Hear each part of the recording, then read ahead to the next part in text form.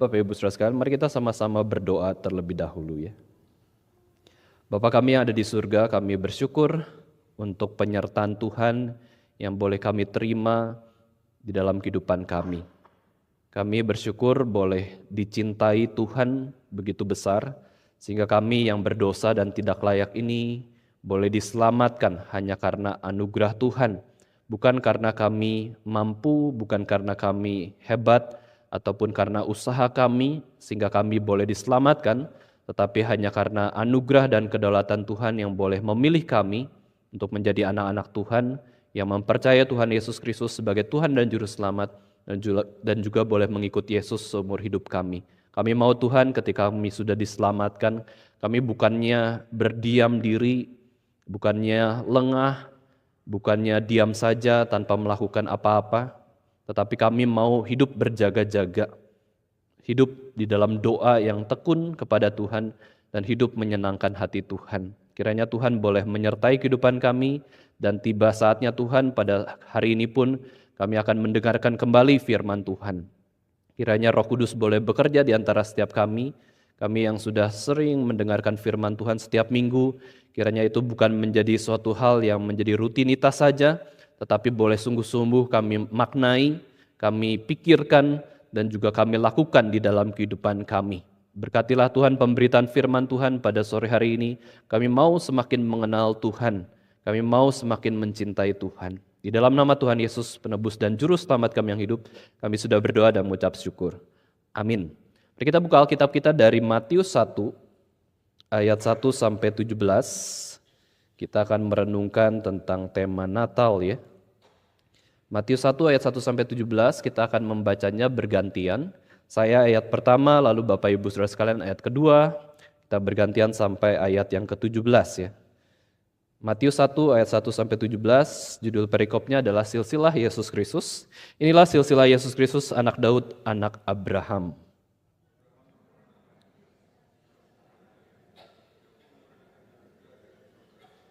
Yehuda memperanakan Peres dan Zerah dari Tamar, Peres memperanakan Hezron, Hezron memperanakan Ram.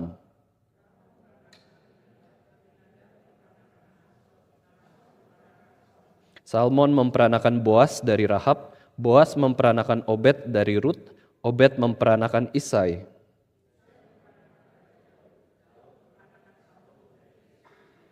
Salomo memperanakan Rehabeam, Rehabeam memperanakan Abia, Abia memperanakan Asa.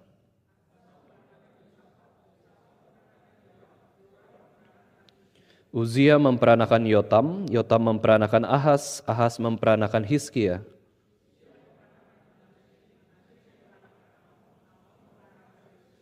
Yosia memperanakan Yekonya dan saudara-saudaranya pada waktu pembuangan ke Babel.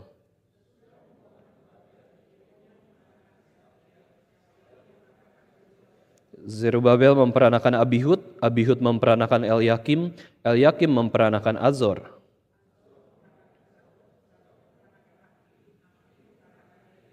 Eliud memperanakan Eleazar, Eleazar memperanakan Matan, Matan memperanakan Yakub.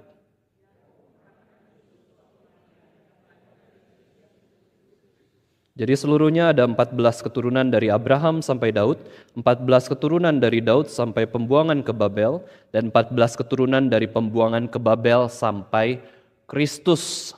Bicara soal silsilah Yesus Kristus adalah bicara soal garis keturunan raja. Yesus adalah keturunan Yehuda, dan ini adalah sebuah suku yang dipilih Tuhan untuk melahirkan para pemimpin dari bangsa Israel. Sehingga orang-orang Yehuda itu merasa dirinya begitu penting karena mereka dipilih sebagai pemimpin. Setiap anak yang dilahirkan dari orang-orang suku Yehuda, mereka sudah mempersiapkan bahwa ini seorang pemimpin. Ini bisa jadi adalah seorang yang meneruskan garis keturunan raja. Garis keturunan raja bahasa Inggrisnya adalah royal line. Garis yang terhormat, garis keturunan raja, para pemimpin. Orang yang memimpin di atas orang-orang yang lainnya. Orang yang memiliki otoritas melebihi orang-orang lainnya. Nah, garis keturunan raja merupakan garis yang menghubungkan raja dari generasi ke generasi selanjutnya. Sehingga seluruh dari sejarah bangsa Israel yang menjadi raja itu adalah orang-orang Yehuda. Orang-orang yang dipilih Tuhan dari suku Yehuda. Dan banyak budaya mengakui royal line ini sebagai legitimasi seorang raja yang memerintah rakyatnya. Ya, jika ayahnya seorang raja, maka penerus tahta kerajaan adalah anaknya juga. Ini bukan hanya dianut oleh suku Yehuda atau bangsa Israel sendiri, tetapi oleh budaya-budaya lain, misalkan kekaisaran Tiongkok, ya, yang menjadi raja adalah keturunan dari raja. Lalu bahkan diadopsi oleh gereja-gereja tertentu, kalau papahnya pendeta, maka yang meneruskan gereja tersebut adalah anaknya. Ya, anaknya yang adalah pendeta. Nah, itu untuk apa sih suatu metode atau teori yang dilakukan? Itu supaya memelihara identitas dari komunitas tersebut, identitas dari keturunan tersebut, leluhur mereka. Ini adalah warisan para leluhur. Dan kalau dalam konteks kerajaan, kenapa raja dipilih berdasarkan keturunan raja atau leluhurnya adalah raja? Supaya mempertahankan identitas nasional dari bangsa tersebut. Ya, mereka sudah menjadi suatu kelompok raja, maka mereka yang ahli dalam kerajaan. Maka anak-anak yang dididik di dalam keturunan mereka punya identitas bahwa kita ini harus setia pada bangsa sendiri dan juga harus memiliki skill untuk memimpin rakyat untuk menggenapkan apa yang menjadi visi dan misi dari kerajaan. Ini adalah sebuah identitas nasional. Nah, ini adalah bagaimana kita memelihara masa depan dari suatu komunitas. Maka ada unsur atau metode seperti ini. Dan itu pun diterapkan di dalam banyak hal ya Bapak Ibu Saudara sekalian. Misalkan dalam hal gereja pun demikian. Ini anggap ya pendeta Stephen Tong sudah umur 85 tahun, kita tahu umur 85 tahun ini bukanlah umur yang panjang masih hidup di dalam dunia, belum tentu. Banyak orang yang di bawah 85 tahun pun meninggalkan dunia ini.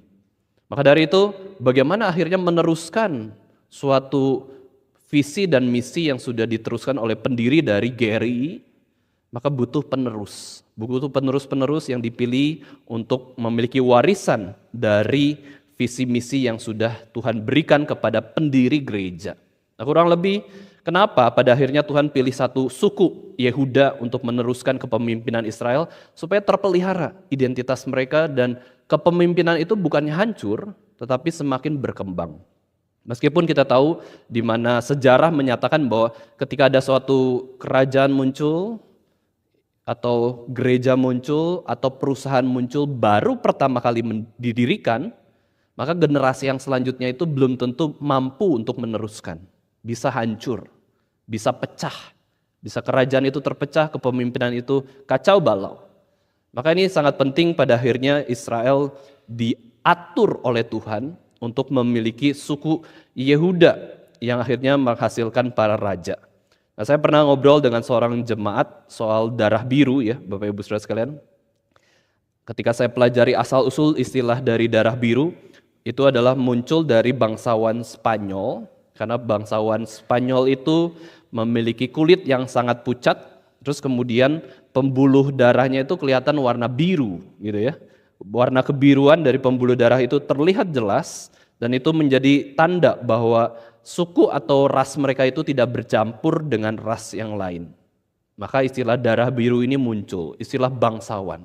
Nah, kurang lebih suku Yehuda itu memiliki kesan seperti itu juga. Kita ini suku Yehuda loh, keturunan para raja, keturunan para bangsawan, pemimpin. Kita tidak dilatih menjadi rakyat, prajurit, kita dilatih menjadi pemimpin dari suatu kerajaan atau suatu negara. Maka budaya dari darah biru itu menunjukkan status sosial yang tinggi atau bangsawan yang murni yang terpisah dari rakyat biasa. Maka ini semua mulai diadopsi bahwa ada keturunan para raja. Ya, keturunan para raja, orang bangsawan, dan akhirnya ada bangsawan Nusantara juga di Indonesia.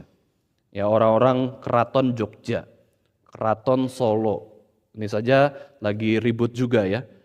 Yang di Solo, di Jogja, yang rajanya sudah meninggal, keturunan yang akan menjadi raja itu siapa? Atau apakah keturunan dari Selir atau istrinya yang saat ini dari raja tersebut ya? Maka ada jabatan Raden, Gusti, Pangeran, Sultan. Itu dianggap mereka adalah orang-orang yang terhormat dari apa? Dari keturunan. Bapak Ibu sekalian, satu sisi betul, ya kita itu bisa dibentuk menjadi seseorang yang melakukan panggilan yang khusus dan semakin ahli sejak kecil kita dilatih menjadi seorang yang bagaimana. Tetapi kalau kita lihat keturunan manusia adalah manusia, betul. Bukan orang yang ada yang lebih berharga karena dia dari suku Yahuda. Bukan orang itu lebih berharga karena dia dari suku Lewi. Bukan karena dia keturunan bangsawan maka dia pasti jauh lebih berharga. Tidak. Itu semua akan diuji oleh Tuhan sendiri mana manusia yang berharga atau bernilai di mata Tuhan lebih baik daripada orang yang lain. Tetapi satu sisi kita bisa lihat Bapak Ibu sekalian bicara soal keturunan, yang pasti semua manusia itu adalah manusia yang sebenarnya hina. Kita tidak bisa anggap bahwa wah saya keturunan orang kaya, saya lebih berharga, saya lebih penting daripada orang lain. Saya keturunan presiden, saya keturunan pendeta, saya keturunan raja, berarti saya itu orang penting. Awalnya kita tidak boleh memikirkan demikian. Kita menjadi orang yang sombong. Tetapi kalau kita lihat Alkitab, Alkitab mengajarkan bahwa semua keturunan manusia itu adalah manusia berdosa. Justru kita harus sadar, kita harus rendah hati. Kita lemah. Kita percaya di dalam ajaran reform tentang doktrin asal. Meskipun gereja-gereja tertentu atau kekristenan yang lain tidak percaya dosa asal, original sin.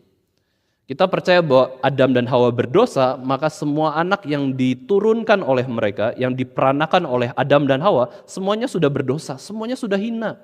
Upah dosa adalah maut, anak itu sudah dihukum oleh Tuhan.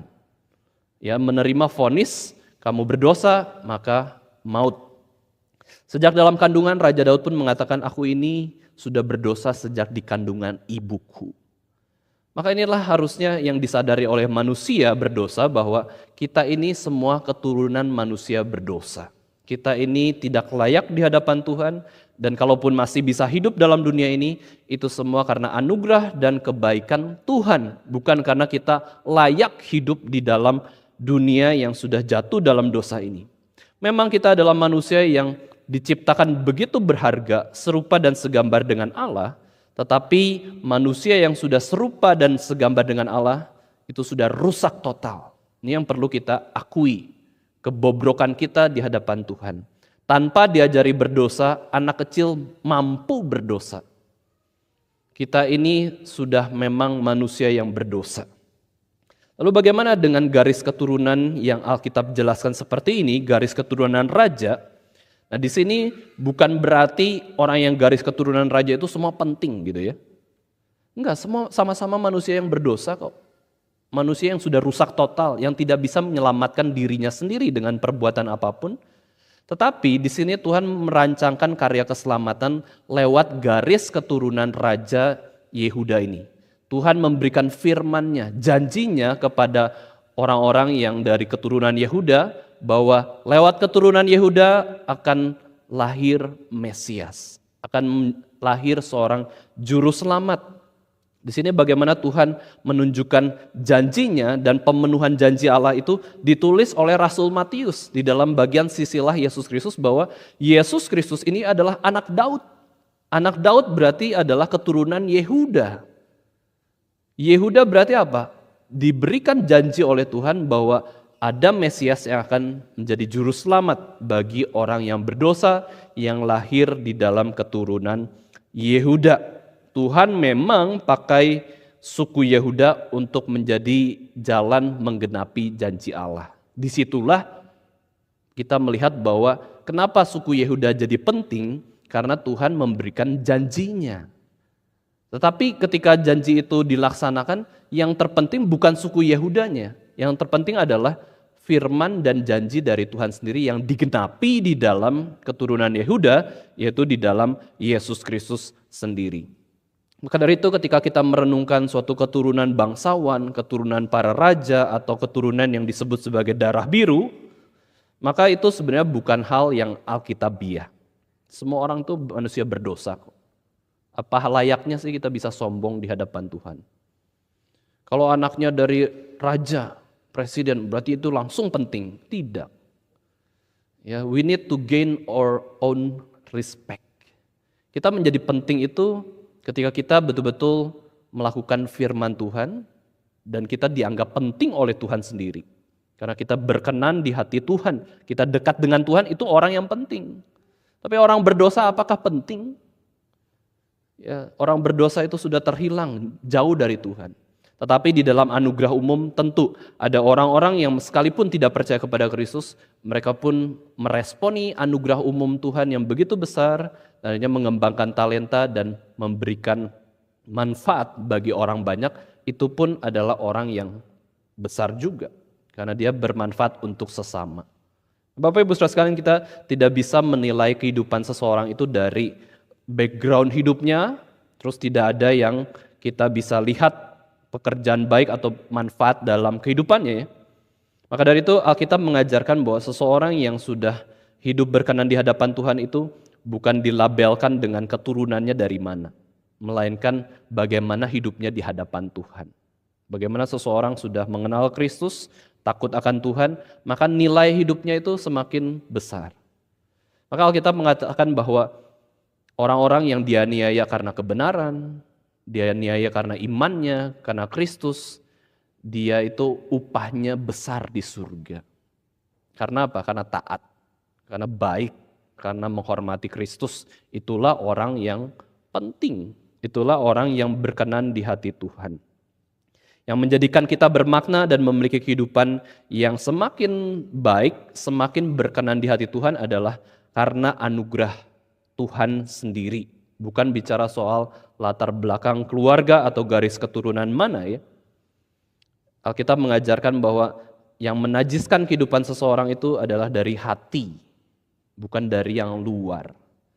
Dari luar itu kita makan sesuatu, kita minum sesuatu, kita terdampak sesuatu, tidak bisa atau tidak mempengaruhi secara utama kehidupan kita bagaimana. Tetapi dari hati yang berdosa, atau dari hati yang saleh, itulah yang mempengaruhi kehidupan kita bermakna atau tidak, kudus atau najis. Dari luar ternyata sekalipun kondisi daerah luar kita, situasi kondisi kita berpengaruh buruk terhadap hidup kita, ternyata itu tidak menentukan hidup kita menjadi najis. Yang menjadikan najis atau tidak hidup kita adalah dari hati kita sendiri. Maka sangat bersyukur ya Bapak Ibu Saudara sekalian, kita boleh menerima kuasa dari darah Kristus. Kita dibasuh dengan darah Kristus sehingga dosa kita, hidup kita yang merah seperti kirmizi menjadi putih seperti salju. Begitu indah. Kita orang Kristen tuh harusnya sangat bersyukur boleh sungguh-sungguh ditebus dengan darah Kristus. Karena akhirnya itu memurnikan hidup kita dan kita juga dimampukan oleh Roh Kudus untuk memilih yang benar, yang baik, yang berkenan di hadapan Tuhan sehingga upah kita pun di mata Tuhan kita menjadi orang yang semakin besar. Bukan menjadi orang yang narapidana atau orang yang tersesat seperti itu ya. Jadi nilai manusia itu bukan dari keturunan, melainkan nilai manusia adalah di dalam identitas dari Tuhan Yesus Kristus sendiri, dari Allah sendiri. Maka dari itu kita tidak boleh gila hormat. Ya, kita cari asal usul kita dari mana nih? Jangan-jangan kita keturunan ningrat gitu ya, keturunan keraton kita, nanti kita bisa jadi raja misalkan gitu ya. Untuk apa? Hidup kita yang penting adalah meresponi firman Tuhan. Jauh lebih berharga identitas kita sebagai orang Kristen yang takut akan Tuhan. Maka ketika kita ditanya, siapakah kita, Bapak Ibu Saudara sekalian? Kalau di dalam silsilah Yesus Kristus, mereka akan mengatakan semua, kami adalah keturunan Yehuda. Kami adalah anak Daud. Kami adalah anak Abraham. Lalu ketika kita ditanya, siapakah engkau? Jawaban pertama bukanlah sebenarnya tentang asal-usul suku kita atau asal kota kita. Tetapi harusnya kita mengatakan, saya ini adalah orang Kristen. Saya adalah pengikut Kristus. Saya adalah orang yang sudah diselamatkan di dalam anugerah oleh Yesus Kristus sendiri ya. Ini adalah suatu hal yang sangat penting bagi hidup kita sebagai manusia. Nah, Bapak Ibu sekalian, dalam bagian Matius pasal pertama ini, Matius mendapatkan kesempatan yang begitu indah, yaitu menuliskan silsilah manusia yang terpenting dalam sejarah hidup manusia, yaitu adalah silsilah Yesus Kristus. Bukan soal silsilah dia sendiri. Wah, silsilah saya harus dicatat di dalam sejarah. Matius ini siapa? Tidak. Tapi Matius mendapatkan kesempatan, dia menulis silsilah Yesus Kristus yang menjadi bagian bagaimana dia mengabarkan Injil kepada khususnya orang-orang Yahudi. Karena kitab Injil Matius adalah Injil yang ditulis oleh Matius khususnya kepada orang-orang Yahudi supaya orang-orang Yahudi mengenal siapakah Yesus Kristus yang sesungguhnya. Dia adalah penggenapan dari nubuatan para nabi di Perjanjian Lama. Percayalah Yesus Kristus adalah Mesias. Dia adalah utusan Allah yang diurapi untuk menjadi raja yang menyelamatkan bangsa Israel atau menggembalakan umat Allah sendiri. Nah, Matius menjadi suatu hal yang penting di dalam Perjanjian Baru. Kenapa? Karena kitab Injil Matius adalah sebuah jembatan antara PL dan PB. Kalau kita lihat secara runut di dalam Perjanjian Lama, itu urutannya itu Kejadian sampai Maleaki kurang lebih urutannya kronologis. Tetapi kalau kita masuk Perjanjian Baru, kenapa ya? Orang-orang yang membuat Alkitab menaruh Injil Matius itu di paling pertama di kitab Perjanjian Baru. Bukankah Perjanjian Baru yang paling awal itu ditulis adalah kitab Injil Markus? Kenapa tidak memulai Perjanjian Baru dengan Markus? Di sini ada tujuan teologis yang akhirnya kita bisa lihat bahwa memang Tuhan mau mengaitkan nubuatan PL itu digenapi di dalam Injil Matius. Ya, bagaimana Rasul Matius menulis tentang Yesus, ini bicara bahwa penggenapan dari nubuatan para nabi di dalam Perjanjian Lama tentang kelahiran Mesias itu mulai digenapi di dalam Yesus Kristus dan betul sudah digenapi. Sangat sayang sekali sampai sekarang pun orang-orang Yahudi, orang-orang yang beragama Yudaisme tidak mempercayai Yesus itu adalah Mesias yang dijanjikan. Ya, juru selamat yang dijanjikan, raja Israel rohani yang dijanjikan. Mereka tidak percaya. Mereka masih menantikan kedatangan Yesus yang pertama atau Mesias yang pertama. Dan mereka tidak percaya Mesias itu adalah Yesus Kristus. Tetapi orang Kristen percaya bahwa yang dinubuatkan para nabi kedatangannya adalah di dalam Yesus Kristus. Maka kitab Matius itu sangat penting sekali untuk kita bisa pelajari dan pahami. Arti nama Matius adalah gift of God, anugerah Allah. Dan betul, hidupnya penuh dengan anugerah Allah. Dia boleh menuliskan silsilah Yesus Kristus. Dia boleh menuliskan buku, genrenya adalah Injil. Kita tahu genre Injil itu Matius, Markus, Lukas, Yohanes, hanya 4. Tetapi Matius dipilih Tuhan, diberikan anugerah untuk menulis buku tentang Yesus Kristus, tentang asal-usul Yesus Kristus. Penafsir mengatakan bahwa Matius itu menulis sejarah mula-mula dari Yesus Kristus.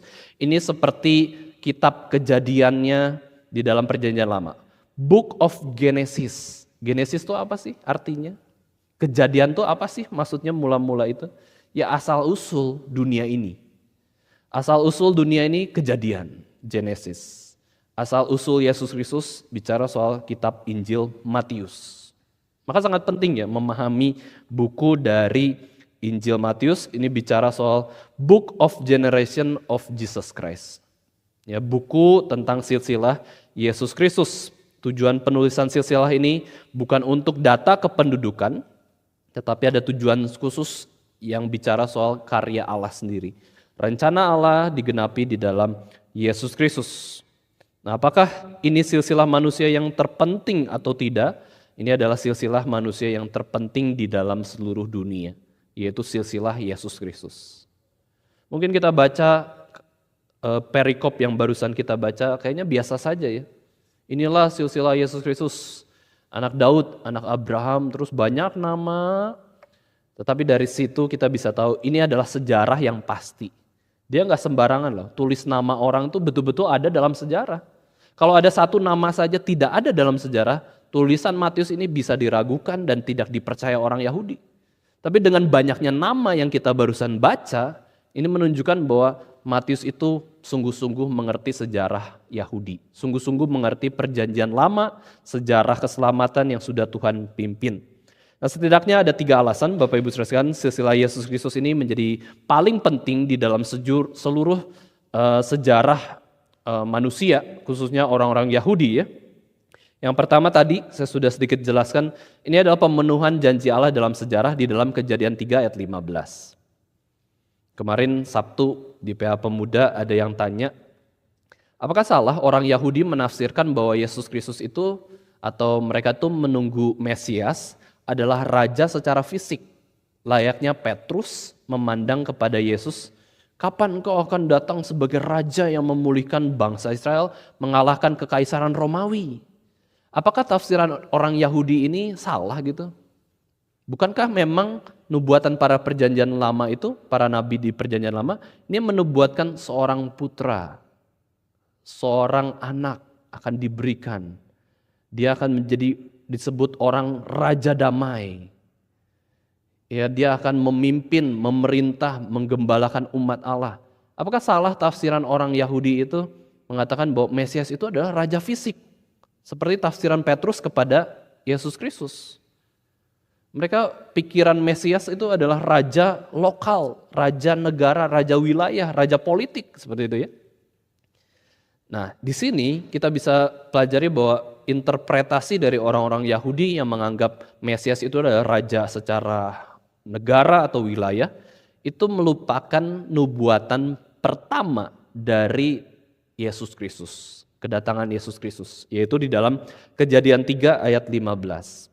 Kejadian 3 ayat 15 mengatakan, Tuhan mengatakan bahwa aku akan mengadakan permusuhan antara engkau dan perempuan ini. Ini firman Tuhan kepada iblis ya. Aku akan mengadakan permusuhan antara setan dan perempuan ini. Ya, Hawa. Antara keturunan setan dengan keturunan Hawa. Keturunan Hawa akan meremukkan kepalamu dan engkau akan meremukkan tumitnya. Disinilah nubuatan pertama tentang Mesias, yaitu bicara keturunan perempuan. Dan kalau kita mau tafsirkan keturunan perempuan siapa? Betul, ini adalah Yesus Kristus karena Yesus Kristus tidak diturunkan oleh laki-laki. Yesus Kristus hanya diturunkan oleh Hawa, dikandung oleh Roh Kudus, maka disebut keturunan perempuan. Ya bukan keturunan laki-laki loh ya. Di sini nubuatan pertama tentang kelahiran Yesus Kristus bicara keturunan perempuan akan meremukkan keturunan atau kepala iblis ya.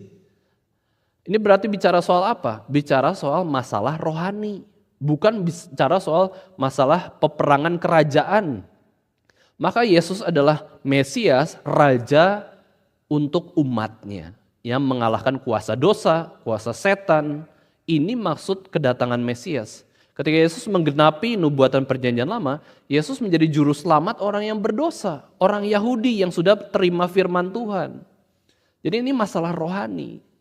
Yesus menjadi raja kita. Itu jauh lebih penting daripada Yesus menjadi raja kekaisaran Romawi misalkan ya. Dan Yesus juga dinubuatkan sebagai raja Mesias itu bukan hanya kedatangan pertama, melainkan kedatangan yang kedua, barulah kita melihat bahwa Yesus menjadi raja atas segala raja. Yesus bukan hanya raja lokal sebagian wilayah saja, tetapi Yesus betul-betul raja atas seluruh dunia. Tidak ada yang bisa menggenapkan nubuatan ini kecuali Yesus Kristus yang datang pertama maupun datang kedua kalinya. Disinilah misinterpretasi dari orang-orang Yahudi yang berpikir kedatangan Mesias itu adalah seperti raja fisik, raja politik. Padahal kita lihat Kejadian 3 ayat 15 ini masalah rohani kok. Supaya kita dibebaskan dari belenggu dosa. Dan janji ini betul-betul dipertegas melalui keturunan Abraham, yang dimana keturunan Abraham akan menjadi berkat bagi segala bangsa, Yesus jadi berkat bagi segala bangsa. Keturunan Daud, tahtanya kekal selamanya, ini semua digenapi di dalam Yesus. Yesus memiliki tahta yang kekal selama-lamanya. Ini kenapa Matius menulis silsilah Yesus Kristus. Yang pertama yaitu merupakan pemenuhan janji Allah dalam sejarah. Yang kedua adalah membuktikan identitas Mesias itu betul-betul dari yang adalah Yesus Kristus. Di dalam budaya Yahudi, garis keturunan menentukan sahnya seorang yang menjadi raja. Maka Yesus adalah orang Yehuda, keturunan Yehuda. Keturunan Yehuda tapi dari mana? Padahal kan bangsa Yahudi itu patriarkal. Orang menafsirkan, oh dari Maria. Maria kan memang keturunan Yehuda. Tapi bagi orang Yahudi, dari perempuan itu tidak sah. Bukankah leluhurnya Tuhan Yesus itu ada Rut orang Moab, ada Rahab orang Kanaan. Ini perempuan-perempuan ini tidak bisa menjadi seseorang yang memimpin garis keturunan. Rahab menikah dengan orang Israel, Rahab jadi orang Israel. Rut orang Moab menikah dengan orang Israel, Boas, maka Rut menjadi orang Israel. Kalau Maria ya menikah dengan Yusuf, nah di situ bisa ada legitimasi bahwa Yusuf atau Maria menjadi orang Israel atau keturunan Yehuda ya. Tapi suku itu juga tidak ditentukan oleh Maria sebenarnya. Nah, bagaimana Yesus Kristus menjadi orang yang lahir dari suku Yehuda? Pertanyaannya kan seperti itu. Kalau perempuan tidak diakui, bicara soal otoritasnya, bagaimana Yesus menjadi orang Yehuda yang menjadi keturunan Yehuda? Nah, disinilah peran Yusuf sebagai ayah angkat Yesus itu menjadi penting dalam sejarah Yahudi. Yaitu Yusuf orang Yehuda juga. Dia orang Yahudi, dia rela mengadopsi Yesus Kristus di dalam kandungan Maria. Sebelum anak itu dilahirkan, Yusuf sudah mengadopsi Yesus Kristus di dalam kandungan Maria. Dan kalau orang Yahudi mengadopsi seorang anak, itu sahnya itu bagaimana? Yaitu ketika si bapak itu memberi nama kepada anak itu, maka itu sah menjadi keturunan dia. Maka Yesus adalah orang Yehuda, keturunan para raja itu, ketika Yusuf mengadopsi Yesus Kristus dan memberikan nama Yesus yang diberitahu oleh malaikat. Maka inilah peran Yusuf yang begitu indah. Yesus betul-betul keturunan Yehuda dan dia adalah keturunan raja juga. Meskipun ini bayang-bayang raja ya. Yesus tidak jadi raja di dalam jabatannya ketika dia hidup, tetapi ini menunjukkan bahwa dia adalah Mesias atau raja yang dinanti-nantikan oleh orang-orang Yahudi. Lalu yang ketiga, ini juga menunjukkan Yesus masuk ke dalam realitas manusia. Yesus betul-betul manusia, keturunan manusia. Dari mana keturunan manusianya? Dari Maria.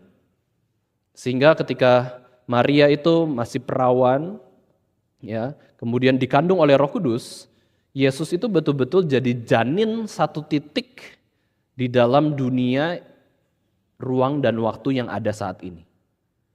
Maka Allah menjadi manusia. Ya, Allah ketika menjadi manusia, Yesus ketika jadi manusia bukan berarti menghilangkan kealahannya ya.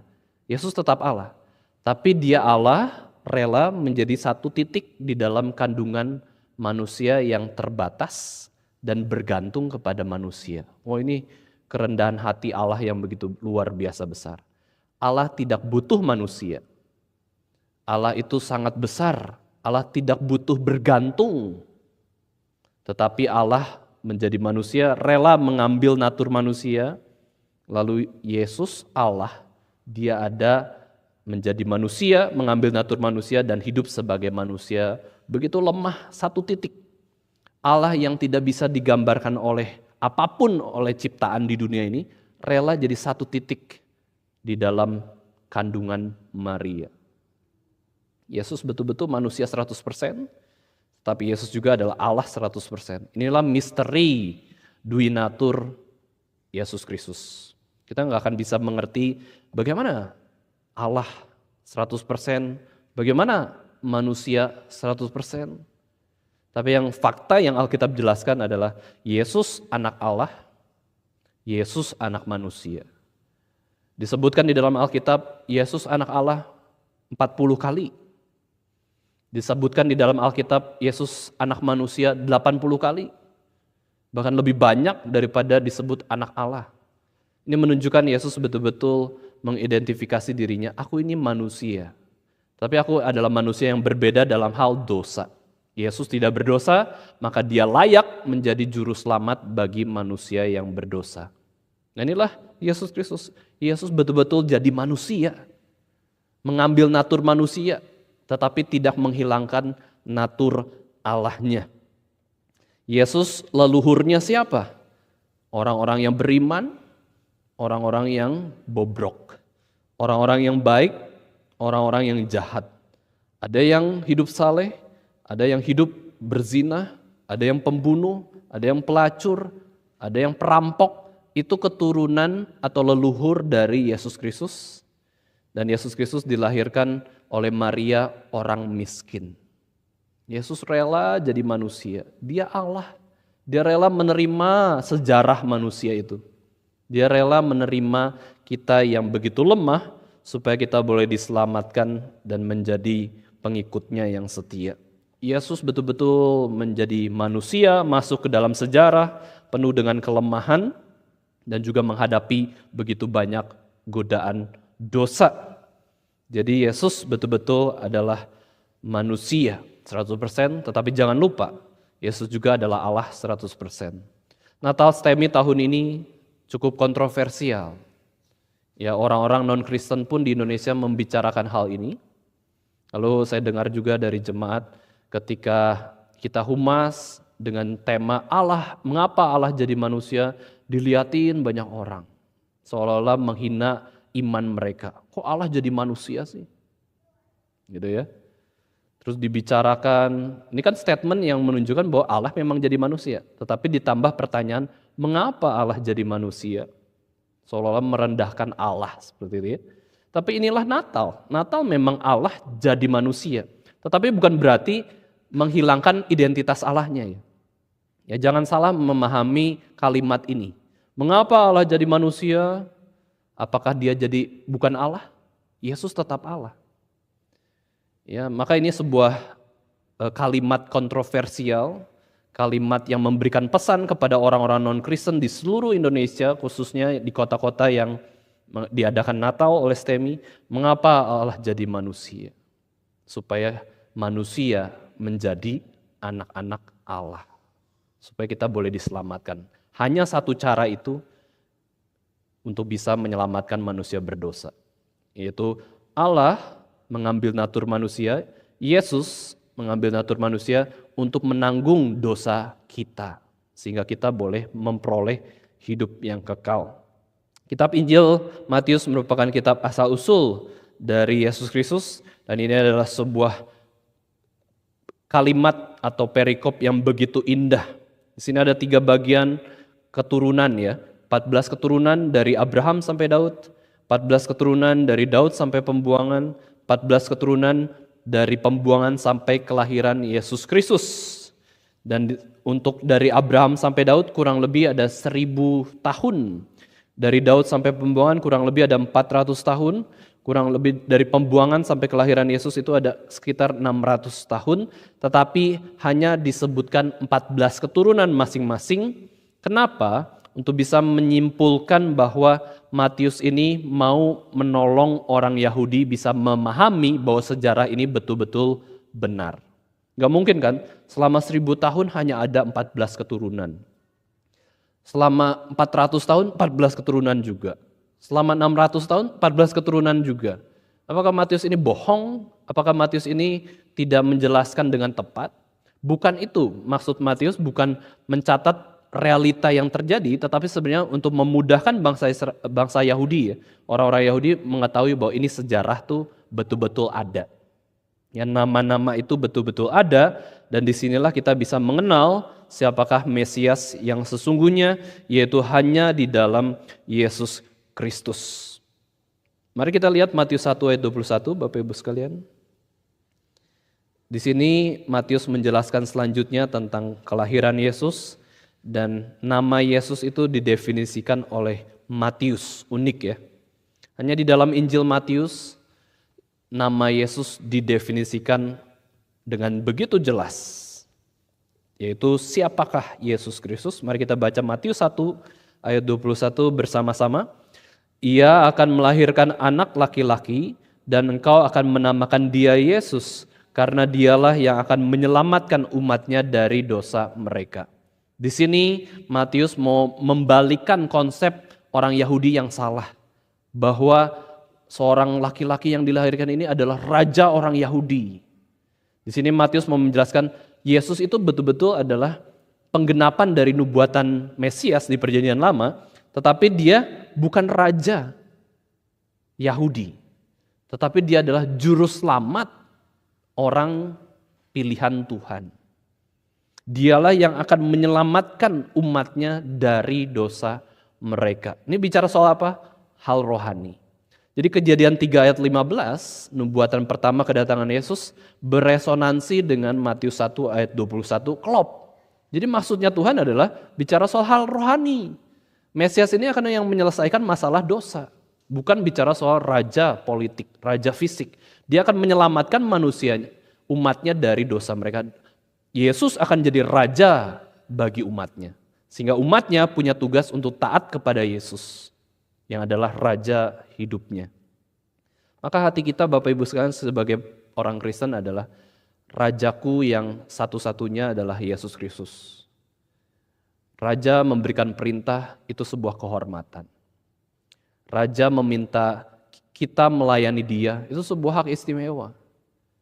Maka kita tidak sembarangan untuk menolak pelayanan, meskipun pelayanan bisa kita tolak, dalam arti kita punya kehendak bebas dan kita juga bisa mengerti panggilan Tuhan ya dalam hidup kita. Ada pelayanan yang merupakan sungguh-sungguh panggilan Tuhan dan perintah Tuhan yang jelas bagi kita, tapi ternyata ada juga pelayanan yang ternyata bukan untuk kita lakukan. Kalau memang kita justru tidak mampu dan bukan Tuhan panggil di sana. Maka ketika raja itu memberikan perintah, ayo melayani aku, kita hanya bisa taat kepada dia. Karena dia adalah juru selamat kita. Karena dia adalah raja kita. Bagi kita sebagai orang Kristen, kalau Raja Yesus itu memerintahkan sesuatu, kita terima dengan berlutut. Itu titah raja kok. Titah raja kita sudah hormati, ini adalah anugerah. Ya, pelayanan adalah anugerah, kita kerjakan dengan sungguh-sungguh karena kita mau merajakan Yesus Kristus. Maka dari itu kita perlu terus menggumulkan soal pelayanan Bapak Ibu sekalian ya. Apa sih pelayanan yang kita kerjakan? Oke, sebagai orang Kristen tidak selalu harus melayani di gereja, betul. Tetapi orang yang melayani di gereja itu adalah orang yang dekat dengan kaki Yesus Kristus. Itu privilege yang begitu besar. Karena apa? Kepala gereja adalah Yesus Kristus. Pendiri institusi gereja itu bukan manusia ya. Pendiri institusi gereja adalah Yesus Kristus. Kita boleh melayani di luar gereja, gak masalah, banyak orang melayani betul. Tapi orang yang melayani di dalam gereja itu betul-betul melayani dekat dengan Yesus Kristus yang adalah kepala gereja. Maka Bapak Ibu sekalian kalau ada panggilan pelayanan, kita bisa gumulkan lah. Tidak sembarangan langsung, saya gak mau, saya tolak, saya gak bisa, gak mampu. Jangan seperti Musa. Musa dipanggil menjadi nabi atas satu bangsa, dia menolak beberapa kali loh, sampai Tuhan marah sama Musa. Wah, lidah saya nggak bisa ngomong lah, saya gemeteran, siapa saya? Tuhan marah karena Musa menolak pelayanan. Maka dari itu kita nggak sembarangan berani menolak pelayanan Bapak Ibu sekalian. Karena Yesus Raja kita. Yesus yang memerintahkan kita untuk melayani Dia. Karena apa? Dia sudah menyelamatkan kita. Masa kita nggak mau melakukan kehendak orang yang sudah menyelamatkan kita, yang sudah berkorban bagi hidup kita supaya bisa diselamatkan dan memperoleh hidup yang kekal. Sebagai bentuk Yunani dari nama perjanjian lama yaitu Yosua, ya, nama Yesus itu sebenarnya nama yang paling umum juga di abad pertama. Maka Matius mengatakan Yesus dari Nazaret. Nazaret ini bukan kota dekat Bait Allah ya. Kita tahu kan Nazaret itu provinsi Galilea di atas.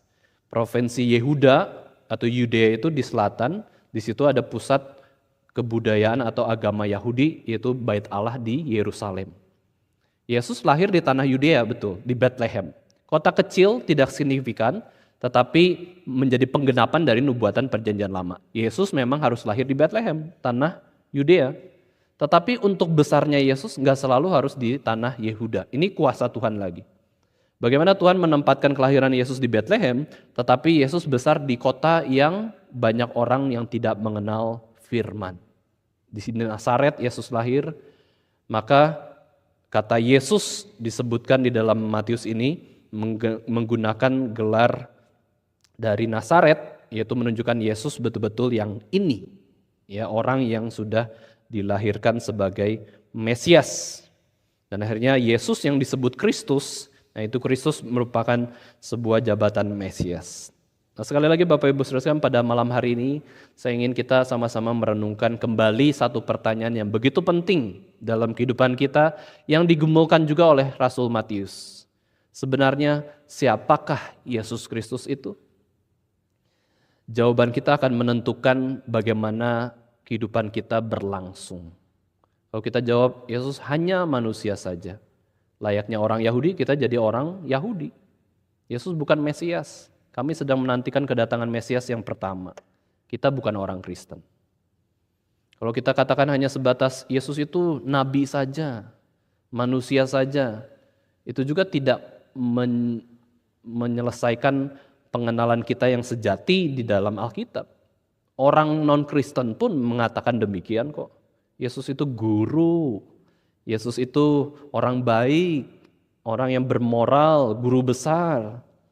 Itu tidak akan menyelamatkan hidup kita. Tetapi bersyukur Roh Kudus boleh memimpin hidup kita sehingga kita bisa menjawab pertanyaan ini dengan tepat. Siapakah Yesus Kristus? Dia adalah Allah 100%. Siapakah Yesus Kristus? Dia adalah Allah yang mengambil natur manusia supaya bisa menanggung hukuman dosa kita. Yesus jadi manusia, itu inkarnasi. Allah jadi manusia, itu sesuai dengan janjinya sendiri dan digenapi di dalam waktu Tuhan sendiri. Inilah pengorbanan Allah kita. Allah kita itu bukan Allah yang diam di surga, di atas sana, tidak berkorban untuk hidup kita. Allah kita itu merendahkan dirinya, melepaskan haknya sebagai Allah. Sebagai Allah, Allah boleh selamanya jadi Allah. Tidak perlu jadi manusia. Tetapi di dalam Yesus Kristus kita melihat melepaskan hak yang begitu besar. Aku Allah, aku tambah natur manusia. Yesus tambah natur manusia, itu merupakan sebuah pengorbanan yang begitu besar. Dia tambah natur manusia supaya manusia berdosa boleh diselamatkan. Yesus rela jadi satu titik embrio dalam rahim seorang perempuan. Ya, dia rela merendahkan dirinya untuk kita, berkorban bagi kita. Maka pertanyaannya, setelah kita mengenal siapakah Yesus Kristus, maukah kita hidup bagi Dia, Bapak Ibu sekalian? Maukah kita sungguh-sungguh hidup dalam pertobatan, hidup dalam kerendahan hati, hidup dalam melepaskan hak kita yang boleh kita miliki sebagai manusia? Hak kita mungkin adalah tidak pelayanan, mungkin ya. Ada bagian di dalam kehidupan kita mungkin ada pelayanan tertentu yang kita bisa tolak. Ya, meskipun kita tahu bahwa hidup kita seluruhnya adalah pelayanan. Hak kita mungkin adalah liburan, menghabiskan liburan Natal dan Tahun Baru. Kita boleh liburan, gak ada masalah.